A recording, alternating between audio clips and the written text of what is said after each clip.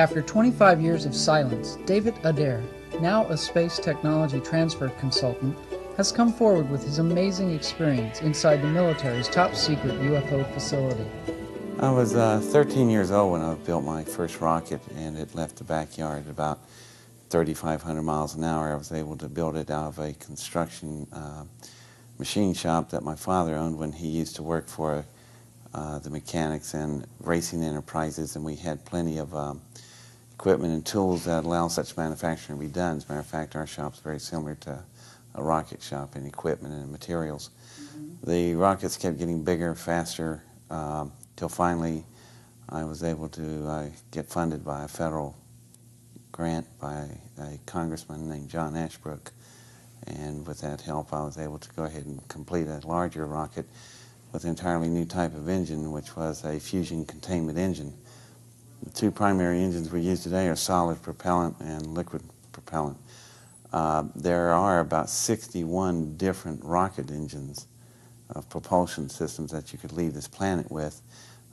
Two of them are just a solid and liquid fuel. I happen to just pick one out of the other 61 engines to pick from, and I manufactured a magnetic fusion containment engine, which in simple essence is able to create a magnetic field capable of holding a thermal fusion reaction inside, like a chunk of the sun contained in a magnetic bottle. And when you tap that power, it allows you to have tremendous thrust, which is what makes the rocket go forward. And so imagine being able to tap onto the power of the sun for an acceleration factor. So that's a pretty interesting engine design. So once the engine was and the rocket was completed, we obviously couldn't launch it where I was launching smaller rockets, which were out in cow fields in Ohio. So we had to go to White Sands, New Mexico, and that was arranged by the congressman and a consultant at the time who was a retired general named Curtis Lemay. And Curtis Lemay made the arrangements from Wright-Patterson Air Force Base in Dayton, Ohio. We rode down to White Sands on a C-141 Starlifter, and when my rocket myself got there, we started prepping it for a launch. At the time that we launched, which was June 20th, 1971, a plane flew in the same day we did, and out stepped these men in black suits with mirror sunglasses, and they're DOD agents. And so DOD was interested in the operation, and they were alerted to it by the Air Force and probably the Congress and whoever else was funding the program. Among those men, there was some NASA officials there that I recognized. They instructed me to send a rocket down 656 miles northwest of there to a precise set of coordinates that they gave me. And I asked them, why are we landing in a dry lake bed in Nevada? And they said, just drop it there. And I said, I can do that.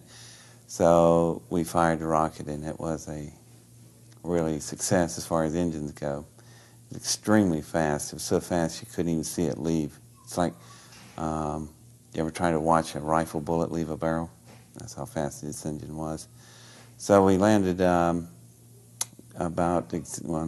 we were exactly where they wanted it. Then we had to get on a DC-9 from White Sands and leave for the dry lake bed, which is called Groom Lake in Nevada. And I was asking them, do y'all notice that these wheels on your plane, they're rubber tires and landing gears, we're going to bore more up to our belly in the dirt out there. So they said, don't worry about it. So we got on the plane, and when we got there, they were right. There were twin 10,000-foot runways there and hangars and a 42,000-acre Air Force base called Groom Lake. And it wasn't on any of the maps I was working with at the time.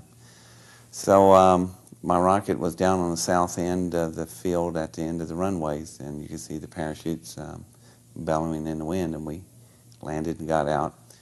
And I was assuming we were going to go look at my rocket right then.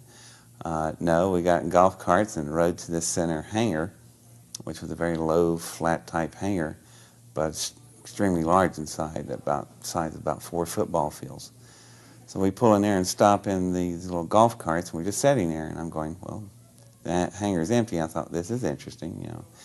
And then in a few minutes, little yellow and red lights came on flashing, and then out of the ground, or out of the floor, come these little rails with chains on them. They came up around all the doorways, and then the entire floor dropped out from under us. It's an elevator. We went down about 20 stories, and what was interesting about this elevator is normally you have chains that drops these things. Huge worm screws were lowering the platform down, which allows it to carry extreme weight. When we got down there, there was a lot of various aircraft and workshops and offices and such that was off of the main bay, and then off of the main bay were smaller but still rather large work bays. And in the work bays, we went down to one that had something sitting in one of the big workshops. So we went and they opened the doors, we went inside, and the room was lit up like if you ever seen a car sitting in a paint booth. You have horizontal lights running the whole length of the room, and they arc like a rainbow all the way over. The reason being, like in a paint booth, it casts no shadows. So if you're spraying a car, if you see a run and your shadow's hiding it, you'll put a run in the car. So this was the same reason. It's a good laboratory to do it that way. That means that it's casting no shadows, so whatever you're working on, you can see it without being interfering with the light. And that was the first thing that's different about the room. They pulled the big covers off this thing, and it was interesting. It's an engine that's about the size of a school bus. And this engine is pretty much a much larger version of the thing I built. It's also an electromagnetic fusion containment engine, but it is sophisticated and it is powerful. I would have to compare mine to it. Would be like I had a Model A and this thing was a Ferrari. I mean, it's just tremendous, powerful difference, but we both were of the same engine breed. And this one had been damaged right in the center of the core. In the type of configurations we build, we have dual particle accelerators that cause the fusion reaction. Right in that center of these accelerators is an area that I call the eye of the hurricane, and it's like an infinity pattern, figure 8, and right in the center, it's quiet there on a matter of conversion area. So then this particular engine was a hole there about 4 feet in diameter, and that was the first thing I noticed. They asked me to look at it and describe to them how I thought the thing functioned. And I asked them, you know, how come I'm telling you about your engine? And they said that the engine was recovered in a project they was working with, and they wasn't sure how everything functioned on it, and personnel that were available that work on that was not available anymore. And they said if I could just help them out a little bit. Well, being 17 years old at the time, they thought I didn't pick up on too many adult innuendos, but I guess I was born old. I knew exactly what they were doing. So I said, fine, you know, yeah, I'll be glad to help my country, you know. So we play along, and I asked them, can I walk up to it? They said, sure. As a matter of fact, you can climb on it if you want. So I got up to the engine, and then something really unusual about the engine, other than the design, the alloys itself, just the sheen and color, looked like iridescent color, like when you hold a CD disc to the sun and you see the rainbow. Imagine those kind of colors covering this entire engine and glowing like that. It's really pretty. The color of the engine was unlike any metal or alloy I was ever familiar with. And when I walked to the engine, there was a shadow on the engine. Now, I just told you that the rooms were built where you couldn't have shadows. When I stuck my arm out to it, there was a shadow on the engine, but right on the table there was no shadow. So it's not a light casting the shadow on the engine. The engine is picking up radiation off my body. So I back away from it, the shadow dissipates. When I bulk back up, it's back on. And so when I put my hands on the engine to pull myself up on it, that's where it's interesting, because the alloys in some places were so thin, it was translucent. You could see through it like a sheet of amber. So when I laid my hands on it, this really interesting swirl pattern would come off wherever my skin was touching, and they would swirl out through the metal, going out through the alloy. And I didn't know of any metal that could do that. So I thought, wow, this thing is heat sensitive. It's picking up my body heat waves like that. So when I crawled, and they were really neat looking, smooth type wave flows coming off my hands. So I pulled my cell phone up on the engine and started walking over it, and it was huge. It was radically different than mine because it was just so much of a different design. And the way they ran the fusion flows and the way you would run fuel in a fuel line of an engine, this thing was totally different. There was no wiring. Now my engine was covered with miles of wiring, so I could get all the firing orders right toward the cyclotrons, the particle accelerators. Did you immediately know that it was alien at that time? I suspected when I put my hands on it, it felt so different. It felt like a frog belly. If you ever, I don't know if people play with frog bellies, but I did. It looked wet, but it wasn't wet. It's just so slick looking, but it wasn't slick. And it was just amazing. But it also had such a texture, and as soon as you touched it, it was cold in the air-conditioned well in the facility, but the minute you touched the metal, it became your temperature instantly. I don't know of any alloys that can do that. So I started going, oh, this may not be from around here. So I'm walking down the engine, and I go up to where the main core cells are and the particle accelerators.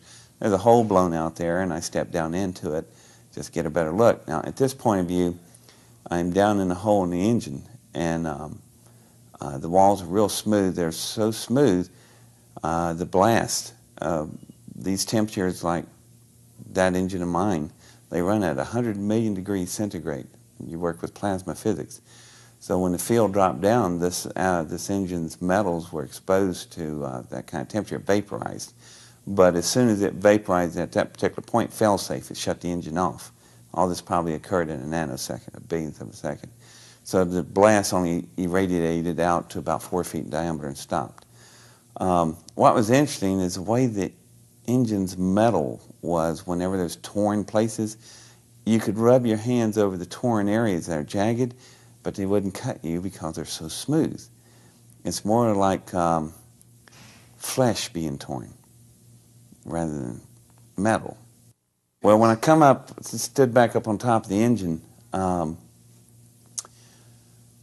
I knew, looking at some of the interior parts of it and the way it was constructed, I had enough of what was going on. So I turned around and told them about this firing system here, and they were going, yeah, where is the firing system? And I started to tell them that because I finally figured out what this thing was doing. But then I said, well, why am I telling you about your own firing system if all this is yours and you got, this isn't from here, is it? Matter of fact, it ain't from around the area, is it, boys? And they started getting upset. I said, let's do some assumptions. This is an engine. I'm assuming it came out of a craft, a big one, by the size proportional differences, probably 300 feet plus, you know, the length of a football field. Well, therefore, it's got occupants. What in God's name have you done with them? Well, that was the wrong thing to say, because they are up on the engine coming after me, and it's time to leave.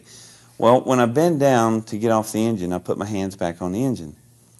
Something interesting. Instead of the nice, smooth wave lines, they were now looked like small tornadoes coming off all my fingertips, moving through the metal.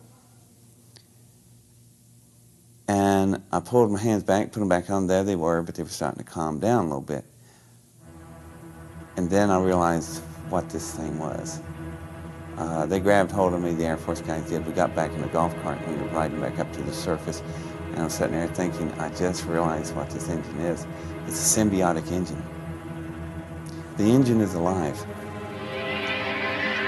It is an engine that's capable. The reason they couldn't figure out the firing order is that the tubing that was cascading all over its body looked like the same pattern you would have from a brainstem of a neurosynaptic ordering firing order. So what's happening is when the pilots sit down in their seats, their thought waves drive the engine. When I first touched the engine, I was curious and awed by it. The wavelengths were smooth off my fingers. When I was getting off down from it, I was totally angry. The engine was not picking up radiation heat waves, it was picking up mental thought energy. That engine is capable of a symbiotic relationship with the pilots. Did you tell them that? I didn't tell them squat. That's why they couldn't figure out the firing order. They said there was no wiring or circuitry. No, the pilots' brains are the wiring and the circuitry. The engine needs them in order to do all of its functions. In return, the pilots know exactly what the engine feels and how the spacecraft feels. The entire craft is probably symbiotic. Now, before you sit there and blow this off like it's just a bunch of science fiction, let me bring you up to date here to current events. I just left Princeton University. There's a Dr. John up there, Robert John, and he runs the Pear Research Institute. They have a contract from McDonnell Douglas, you ever heard of them? Small aerospace company, to build mental shielding for firing systems on the new F-22 fighters. So people go, what's that got to do with anything? Pilot comes home at night, catches his wife in bed with another man. He's having a bad day. He's now got to go fight a fighter that is so sensitive. When he straps on his helmet, just like the Apache helicopter, you turn your head this way, the gun mounts follow your head. This firing system now links to your brain. Foxfire, Clint Eastwood. Where do you think the Hollywood's getting their ideas? McDonnell Douglas is under construction building a symbiotic relationship firing control system. Where did they get their idea? I wonder. Could have been back in June 1971, and God knows how long they've had this engine. However, it's reality. We have symbiotic engines in aeronautics. We're moving into that area right now with the F-22 and beyond, with our future fighters. So, which is science fiction, which is science fact? Where does it start and end? You can't tell anymore. When we got back up to the surface on the golf carts, there was another problem developing. I already knew that if they could hold this kind of information back, there's a lot of other things going to happen. I also knew my rocket was gone because I built it under a federal grant. They were going to take the rocket. Well, that bothered me enough, but the other problem was something they were talking about that while I was standing there being a child, they're not paying attention. And that's when I first heard the terms first strike. And I'm going, what is first strike? And then I started thinking about it. That's June 1971. We're in the throes of Vietnam War. We're in the pitched battles. Wasn't long after My Lai had occurred. We just bombed the Dickens out of Cambodia because the Soviets were supplying weapons to the north. We wanted to do surgical nuclear strikes. General Westmoreland did. And the Soviets said, you fire one of those off and we'll go to global thermonuclear war. The only reason we didn't attack each other was MAD, M-A-D, mutual assured destruction. So the only way to win MAD is first strike. Whoever gets there first wins. My rocket engine out there went from 0 to 8,654 miles an hour in 4.1 seconds. It's the fastest thing ever. So if you take that type of engine containment system and put it on nuclear warheads and put them on your own subs, park it off Siberia, the Soviets would never see but flashes of light, and that's it. They wouldn't even have time to move out of their chairs. No retaliation. So if you take out the Soviet Union, you wouldn't destroy the whole country. You would take out all the key military sites and the major cities, and they'd surrender. But if you do that, you'll have to hit another country same day called China. They have nuclear weapons, and they're not going to stand there and watch us take out the other superpower. So about 1 billion people are going to die in a single day. So I'm sitting there going, all because of my engine? Unbelievable. So I scooped up a hand full of graphite grease off of the hangar door there at the wheels and started crying. And I said, I want to see my rocket. So they thought, just a kid, take him out to see his rocket. I want to see what it at least looks like. So when I went out there with the 2 sergeants on the golf cart, we got out there. I walked over to it and opened the hatch, opened the particle accelerators, put the graphite grease, just smeared it on the doors inside and closed it. When you turn on particle accelerators and the fuel is using deuterium, ask any physicist what happens with deuterium meets graphite. It's pretty bad. It's a major reaction explosion. So I turned on the particle accelerators with no fuel involved, and I told the two sergeants, it's got a fuel leak, we got to run for it. So we get on a golf cart and take off. I gave us 60 seconds on a time delay. When you engaged, it exploded. It blew a whole size of a football field out there. There was nothing left. Now they have no rocket. Now they have nothing to work with, but they got this kid. So I was told I'm going nowhere for the rest of my life, and it was scary. And they threw me in a room and kept me there for about 10 hours. And then a lot of noise in the outside. The door opens up, and there's this big stogie chomping figure in the doorway going like that, and his name is Curtis Lemay. So he came there and got me and took me all the way back home to Wright-Patterson. He took me back home to my parents. He told me that they're not going to be through with you. They'll deal with you again. And he was right. So that was the end of my summer vacation in my junior year in high school, how I spent my summer vacation. And what did he say to your parents?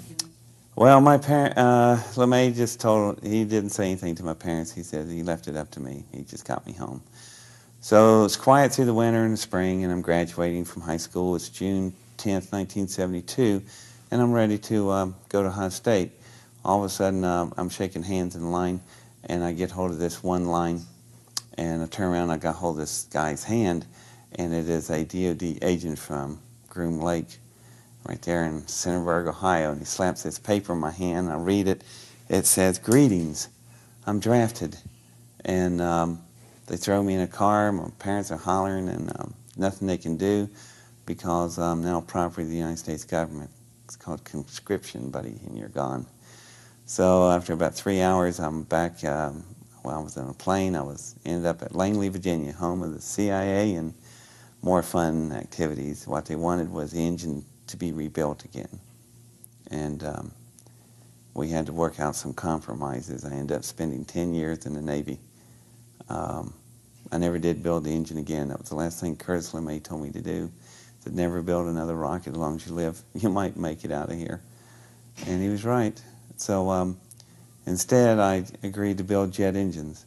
So I was a jet engine designer and technician in the Navy, and worked on the Tomcat and the E-2C Hawkeyes and other various aircrafts. And so it became an interesting career. After 10 years, I had enough of that, opened up a private consultant business, and I've been doing space technology transfer, where we transfer technology from space program into commercial applications. I've been doing that for the last 17 years. So I can take you around the Earth 8 times as fast as you blink your eyes. That's the capability of this type of propulsion. How is this type of propulsion? How did you come about this type of propulsion? Oh, God.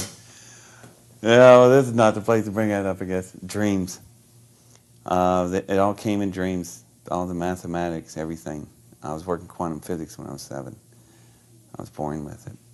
Yeah. So now you know how all this stuff works. When I got to a certain point, the mathematics were too difficult to achieve, mainly because there was no computers available. I mean, handheld calculators didn't come out 10 years later. You know, the only thing I've got, I have no fax, no modems, no email, no laptops, floppy disks, hard drives, none of this stuff existed. You had a pencil, a piece of paper, and a slide ruler, and chalkboards all over the buildings, and your brain. And born with photographic memory, I was able to contain great amounts of what we call algorithms. I met somebody else later that could help me with that when I was building this big rocket. I ran to the end of my mathematical capability, and my high school science teacher came out to my lab where I'd work all the time. He looked at these writings. He borrowed some of them, made photocopies, and gave mine back. Took the photocopies, went to Ohio State University. Everybody in the physics department was looking at this going, where did you get Stephen Hawking's work in his handwriting? Or, you know, it looks personal handwriting. No, it came from this 15-year-old kid building these rockets out in these cow fields. So they mailed the stuff to Cambridge, England. And let's see, that was June 71. In July 1970, I went to Ohio State University with my science teacher. July 1969. And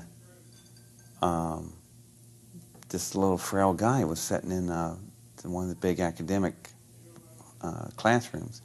And I walked in, I saw these equations on the walls, and I went, "Who's messing with my work?"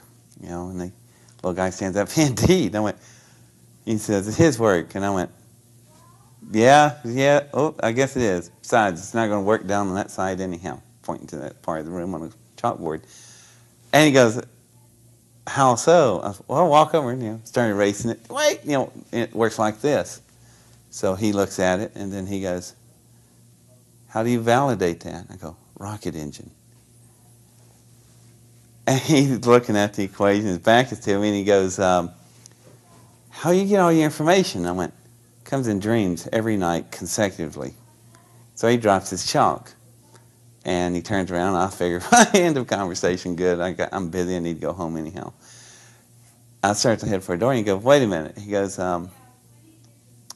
goes, "We dream on the same wavelength. All my stuff comes to me in dreams. Therefore, we are brothers. Have a seat." And his name was Stephen Hawkins. So we worked out some math that allowed me to achieve the... See, we're working on parallel mass. There's only one thing that can swallow and control a fusion containment explosion. At the black hole, it swallows the sun. What is the sun? Billions of H-bombs going off. So anyway, that was how I got help with on the mathematics of that. But the way the engine works, it's on the same principle of a balloon. You blow up a balloon, release it, and it goes around the room. The air escapes out the nozzle, pushes the balloon forward. Well, the same principle with this engine. When you open up the one end of the field with a plasma beam to open up the particle chambers, you're going to get all this matter flowing out. The matter is moving light.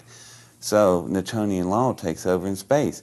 For every action, there's an opposite and equal reaction, just like the balloon. When this engine turns itself on, eventually the vehicle is going to catch up with the speed of the exiting matter out the tailpipe. How fast is it going? 186,000 miles a second, speed of light. This engine's capable of light speed. And we had it in 1971. So. But you knew that it was going to be put to potential catastrophic results. Not potential, for sure. They were planning to do first strike. And they had planned on doing first strike for about the last 15 years. So the Soviet Union collapsed. They were always trying to beat the mad equation, mutual assured destruction. The only way to do it is be there first. Everybody had the same speeds. So whoever got faster wins. And David, what I'm asking is, why are you starting to go public with this information? There's a shift, a change in perception of the public and the attitude. If it hadn't been for that, I would have went to my grave and never said a word about this, because I wanted a normal, mainstream life career. Like I'm going to tell people, yeah, I'll stand on top of an alien engine in the basement of a top secret base called Area 51, mainly because I built an engine similar to it, and it landed there, and that's why they wanted me there. And I was 17 years old at the time. Despite the fact that I won the most outstanding field of engineering sciences from the United States Air Force in 1971, and we can see newspaper stories and clippings of me in that rocket. So I still wouldn't stand a chance. So I decided, no, I'm not saying a word. I saw a lot of people take tremendous criticism in the 60s and the 70s, but then there's been a shift in the last 20 years. The American public now really believes there's somebody else out there. And if somebody would land here right now, the American public would go, cool, as long as they're not trying to blow us away or eat us up or something, there's no problem. What they will be a problem is that if the federal government's caught lying, which I know they are lying, they've been lying for probably since 1971 that I know for sure, So if they've been lying, then Roswell is very likely it's true. So they've been lying 50 consecutive years and probably much longer than that. The engine I saw did not come from the Roswell crash. The engine I saw was as big as the Roswell craft. So this is something even bigger. So another one. So how many do they have? How much they got? You know, that's where the real problem is. Who shot King? Who shot, you know, Senator Kennedy? You know, and JFK. If they're lied this much to us, that's where the danger is. Is that if it comes out, it's not so much as the public's going to panic that there's alien life out there. No, it's going to be anarchy because people are going to be so ticked off with D.C. for lying so many years. That is what the government fears. They do not fear you being violent about, hostile about aliens landing and we're going to go crazy. No, they're going to freak out because they're going to be caught in about a 5-decade lie. And that's why they put out the most ridiculous story. Yeah, we take these dummies and drop them from weather balloons. Honest to God, come on, y'all. Just the average guy working in a plant, making a living, trying to pay his bills, raise his family, he's going to look at that and go, yeah, right. You know, and the polls are showing that. So that's why I said it's pretty safe now to say something.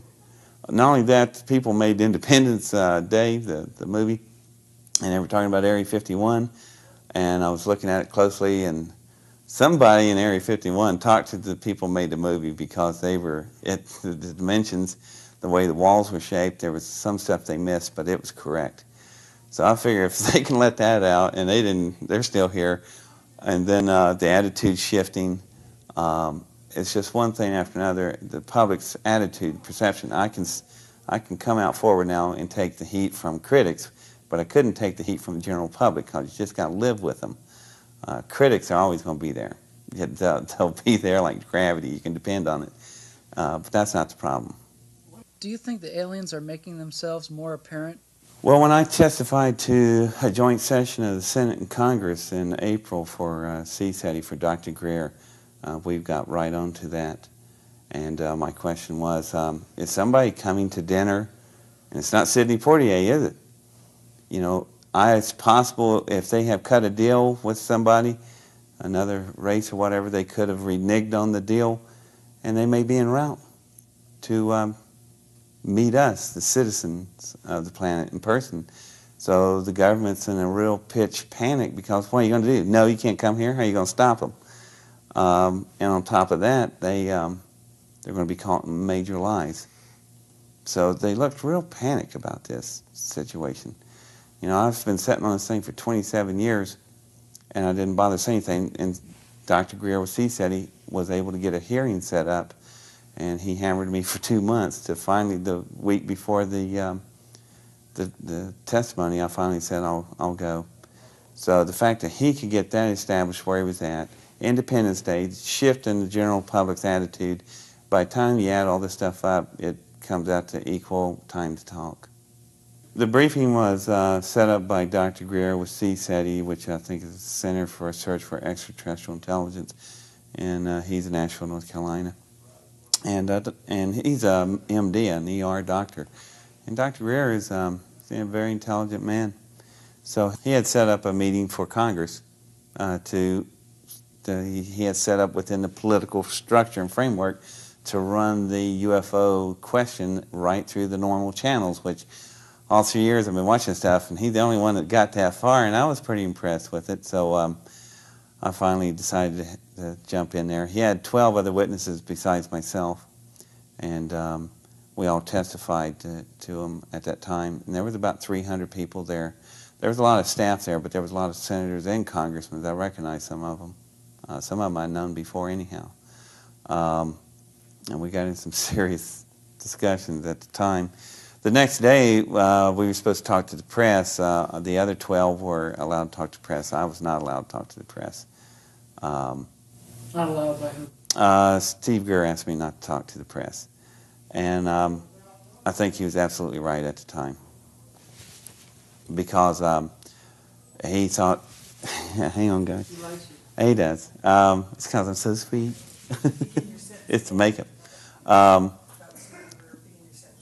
Right. So I think Dr. Greer was right for holding off, keeping me back a little bit. The reason being is that I was too much for the press to get into right then, because he's got more hearings, more strategy he's got to work. So we talked about that later, and we had a little bit of misunderstanding in the first there, but we got it straightened out. But I agree with the way he's doing it, because there's more testimony and more things I can produce later. And so he's aware of that, and we'll wait for it.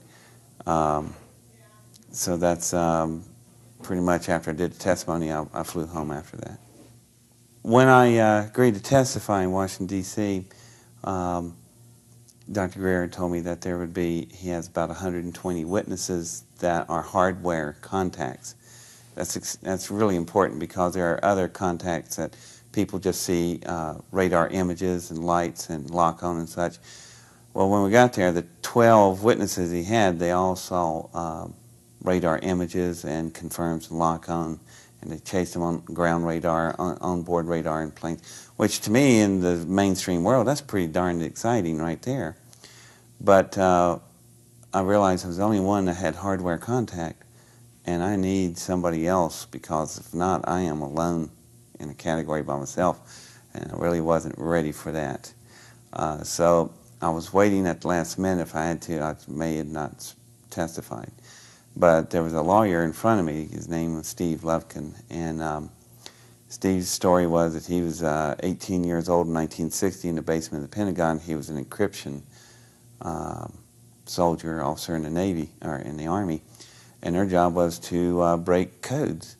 And his senior staff guy walked in, and laid down 3 pieces of metal, and one of them was about a foot long, had writings and hieroglyphics on it. And they tried to decipher it, and they couldn't, because they didn't have a Rosetta Stone or anything to work with. So while he was saying that, I was going, oh, great. So I start writing all this stuff down. And I hand Steve the paper, and Steve looks at the paper and goes, and like any good lawyer under testimony, he goes, I swear I've never met this man before. And I thought, great. So when I got up, what rattled everything was he had about 12 different emblems, and he remembered them. I hit all 12 emblems. So the way I told the Senator in Congress, I went, how could I do that? Simple. I was standing on top of the engine that that piece of metal came from. As a matter of fact, there's about 98 different emblems on this engine. I was born with photographic memory, and I got them all. So if you'd like to see them, here they are. And they are interesting the way they were grouped in clusters, and they were on every single device that was a separate device. And I realized what they were actually. Not some great cosmic messages or anything. They're serial numbers for parts.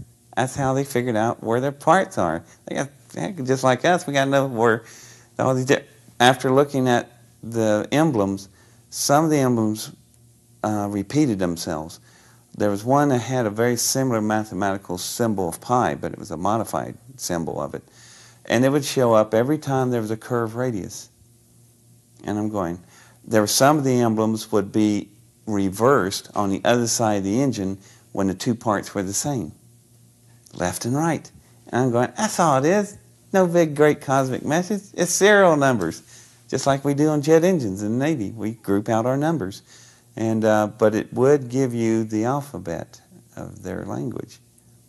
So I was able to retain that. But also, I memorized how the engine was built. So let's build another one.